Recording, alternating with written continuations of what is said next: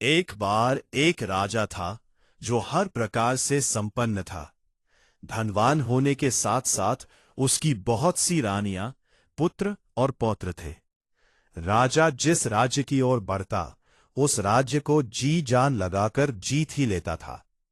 जब राजा की सवारी नगर में निकलती, तो सारी प्रजा, चाहे वो गरीब हो या अमीर, राजा के सम्मान में सिर झुकाकर खड़ी हो जाती थी। राजा भी बड़े गर्व से सबके ऊपर एक एक नजर डालता था। सब लोग डर कर खड़े रहते थे कि कहीं राजा गुस्से में किसी का सर कलम ही न करवा दे।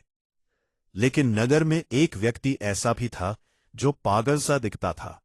वो राजा के सम्मान में कभी खड़ा नहीं होता था और हमेशा होठों पर कुछ न कुछ बुदबुदाता रहता था।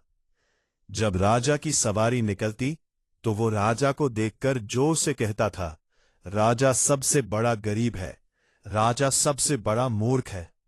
राजा के मंत्री राजा से कहते, ये पागल व्यक्ति है, इसकी ओर ध्यान मत दीजिए।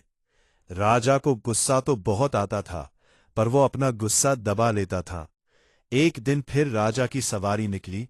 सब राजा के सम्मान में खड़े थे और राजा बड़े गर्व से चारों ओर देख रहा था। तभी वो पागल व्यक्ति बैठे बैठे चिल्लाया, राजा सबसे बड़ा मूर्ख है, सबसे बड़ा गरीब है। राजा को बहुत तेज गुस्सा आ गया और उसने अपने पास पड़ा एक छोटा सा डंडा उठाकर पागल की ओर फेंक दिया। डंडा पागल को छूकर निकल गया। राजा के मंत्रियों ने राजा को रोक लिया और कहा, ये पागल व्यक्ति है, इसकी ओर ध्यान मत दीजिए और इसे सजा देना भी ठीक नहीं है। कुछ समय बीता और एक दिन राजा बहुत बीमार पड़ गया। यहां तक कि नगर में चर्चा होने लगी कि राजा का बचना बहुत मुश्किल है।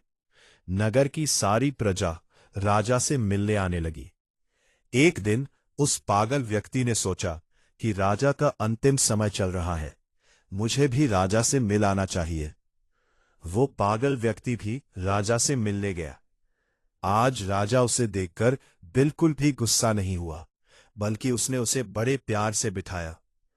पागल व्यक्ति राजा से बोला, मुझे पता लगा है कि आप भगवान के पास जाने वाले हो। राजा ने कहा, ऐसा ही लग रहा है, मेरा समय नजदीक आ गया है। पागल व्यक्ति बोला, जब आप भगवान के पास जाओ तो ये छोटा सा डंडा भी भगवान के पास ले जाना। राजा को फिर गुस्सा आ गया और उसने कहा, अरे पागल, ऐसी कोई भी वस्तु नहीं है जो मरते समय अपने साथ ले जाई जा सके। पागल व्यक्ति बोला, क्या सच में ऐसी कोई भी चीज नहीं है मरते समय हमारे साथ जा सके? आप राजा हो, जरा सोच विचार कर बताइए, कोई तो ऐसी चीज होगी जो मरते समय हमारे साथ जा सकती है। राजा ने गहराई से सोचकर कहा, सिर्फ भगवान का नाम ही मरते समय हमारे साथ जाता है। पागल व्यक्ति ने कहा, तो राजा, तुमने भगवान का नाम तो बहुत इकट्ठा किया होगा, खूब जपा होगा। राजा ने कहा, मैं तो पूरी जिंदगी भगवान का नाम लेना ही भूल गया। मैंने कभी भगवान का नाम सिमरन नहीं किया। मैंने तो ज्यादा से ज्यादा राज्यों को जीता, कई विवाह किए और खूब धन दौलत इकट्ठी की, पर भगवान का नाम कभी नहीं लिया। पागल व्यक्ति बोला, तभी तो मैं तुम्हें सबसे बड़ा मूर्ख और सबसे बड़ा गरीब कहता था। इतनी रानियों से विवाह किया, पुत्र पौत्र हुए, लेकिन जब तू मर जाएगा तो यही रानियां पूरे महल का शुद्धिकरण करवाएंगी कि कहीं तेरी आत्मा भूल से भी यहां ना आ जाए। जिस दिन तू मोहवश इनमें से किसी को भी मिलने आ गया, सब चीखते चिल्लाते नजर आएंगे। तू मरने के बाद बिल्कुल किसी को नजर ना आए, इसके लिए हजारों तरह के प्रयत्न किए जाएंगे। यहां तक कि ये महल और धन दौलत जो तूने इकट्ठी की है, तेरे परिवारजन यही कोशिश करेंगे कि तेरी आत्मा दहली तक पर भी कदम न रख सके। दौलत तेरे साथ जानी थी, वहां तूने इकट्ठी ही नहीं की, इसलिए मैं तुझे सबसे बड़ा गरीब कहता था।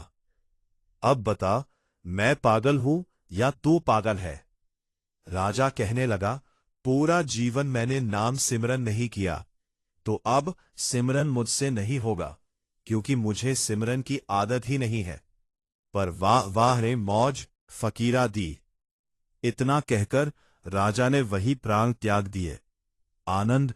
जय जय श्री राधे।